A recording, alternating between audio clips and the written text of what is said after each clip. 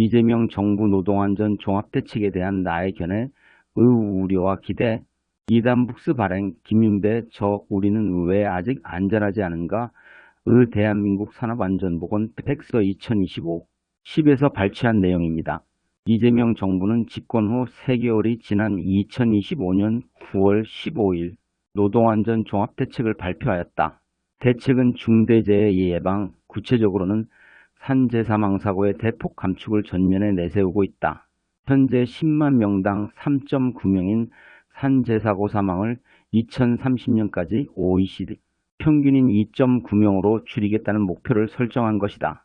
우선 중요한 정책이 정권 교체와 함께 급하게 만들어지는 관행을 답습하고 있어 씁쓸한 느낌을 지울 수 없다. 중대재해 감축 로드맵을 관계부처 합동으로 발표한 것이 지난 2022년 11월이다. 로드맵의 기조는 위험성 평가에 기반한 자가 규율이었다. 불과 3년도 지나지 않은 시점에 관계부처 합동으로 발표된 이번 대책의 기본 방향은 감독 기능 확충을 통한 법령 준수 확행이다. 이번 대책은 중대재해 발생 원인을 광범위한 안전, 사각지대, 한정된 행정력, 위험의 외주와 노동자 역할의 한계, 사고 발생, 기업에 대한 미약한 불이익이라고 진단하고 있다. 이 진단에 근거하여 대책은 산재 발생 시 과도한 과징금 부과와 영업정지 및 인허가 취소, 그리고 기업 책임 강화 등을 주요 내용으로 하고 있다. 아울러 소규모 사업장에 대한 재정인력 기술교육 지원을 대폭 강화하고 지자체의 감독 권한을 일부 위임하고 고위험 사업장에 대한 점검과 감독 등을 강화하기 위하여 2028년까지 안전감독관을 3,000명 증원한다. 대책의 내용은 과감하다. 경영단체가 우려의 목소리를 낸 반면 노동단체는 내용에 대한 시비보다 실천이 과제라는 견해를 표명한 것이 노사의 전반적인 반응이었다. 여러 뉴스 매체는 특히 사망사고 연세명 이상 발생 기업에 대한 최저 30억 원, 과징금, 영업정지 및 인허가 취소에 집중되었다. 대책은 사망사고 감축을 목표로 하고 있지만 기업에는 지나치게 처벌 중심적 접근이라고 각인되어 실질적인 안전보건 투자를 이끌어내고 중대재해 감축 노력으로 이어질 수 있을지 의문이다. 특히 사망사고 발생 시 최소 30억 원 이상의 과징금 부과와 향후 노동안전감독관을 3,000명까지 확대하겠다는 계획은 표면적으로는 안전 확보를 강조하는 것처럼 보이나 현실적으로는 안전 문제를 제재적 관점에서만 접근하고 있다는 비판에서 자유로울 수 없을 것이다.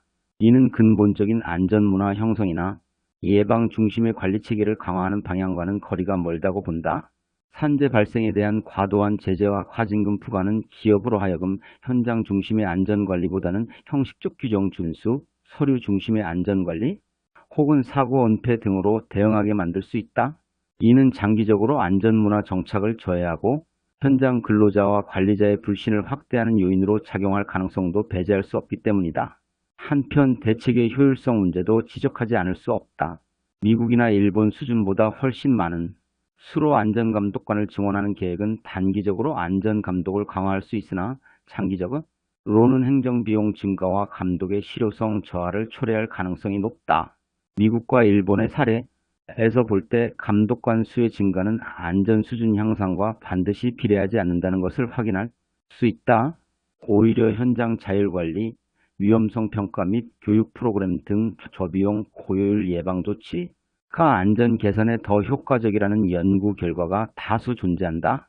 산업안전보건에 관한 세세한 규정과 촘촘한 감독이 산업재해를 줄이기보다 노사가 산재를 자신의 문제로 보기보다 정부의 일로 여기는 소위 냉담 내지 무관심의 퍼시를 초래했다는 것이 유명한 로벤스 보고서 ROBNS 리포트의 지적이기도 하다. 결론적으로 노동안전 종합대책은 근본적 안전문제 해결보다는 처벌과 감시를 통한 단기적 관리에 집중하고 있어 비용 대비 효율성 측면에서 한계가 분명해 보인다. 장기적 안전 확보를 위해서는 고비용 감시체계 대신 저비용 고효율의 예방 조치, 근로자와 기업의 참여를 중심으로 한 안전문화 조성, 그리고 현실적이고 합리적인 제재 수준 설정이 필요하다. 안전은 과도한 처벌과 감시로 달성되는 것이 아니라 사업장의 안전관리는 정부가 하는 것이 아니라 안전감독관이 하는 것도 아니다. 실로 2022년부터 정부가 중대재해처벌법을 강력하게 집행 중인데도 불구하고 2025년 6월 말 현재 산재사고 사망자는 전년 동기 399명, 대비 12.5% 증가한 449명을 기록하였다.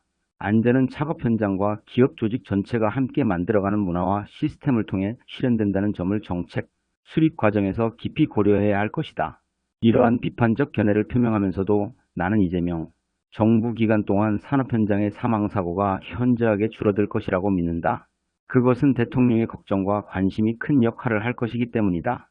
산재사망에 대한 최고 지도자의 관심, 환기와 노력, 촉구의 영향을 받아 산업재해를 비롯한 크고 작은 사고 뉴스가 빠짐없이 TV 화면 하단에 흐른다. 이는 산업재해를 비롯한 안전 문제가 우리의 문제, 나의 문제로 인식되고 체화되어 가는 과정이다. 사고와 재난이 더 이상 나와는 상관없는 멀리 있는 어떤 사회 현상이 아닌 우리의 문제, 눈앞에 펼쳐진 나의 문제로 인식되면서 해답을 향한 실천으로 옮아가기 때문이다. 이상은 이단북스 발행 김윤배 우리는 왜 아직 안전하지 않은가? 대한민국 산업안전보건 백서 2025 10에서 발췌한 내용입니다. 감사합니다.